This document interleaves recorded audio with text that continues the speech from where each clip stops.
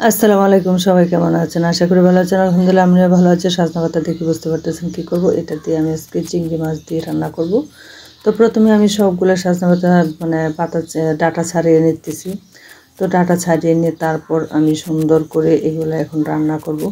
তো আসলে সজনা পাতা ভাজে খুব ভালো লাগে, সজনা পাতার বড়া খুব ভালো লাগে। সজনা পাতা চিংড়ি দিয়ে রান্না করলে, চিংড়ি না শুধু অন্য কোনো মাছ দিয়ে রান্না করলে ভালো লাগে। তো সজনা পাতাগুলো আমি সুন্দর করে ছাড়িয়ে তারপর ডাঁটা ছাড়িয়ে তারপর কিন্তু আমি একটু বটি দিয়ে চিকন করে তুলে নিয়েছি হালকা করে, কারণ যাতে পাতা জট বাঁধা না হয়ে থাকে এই জন্য আর কি। তো এখনও কড়াইয়ের মধ্যে আমি পেঁয়াজ রসুন চিংড়ি মাছ দিয়ে দিয়েছি। তো এখান থেকে আমি একটু অল্প পরিমাণে মশলা দেব, বেশি মশলা দেব না। আর এখানে আমি সজনা পাতা যখন রান্না করি কাঁচামরিচ যদি দিই তাহলে কালারটা সেই আসে।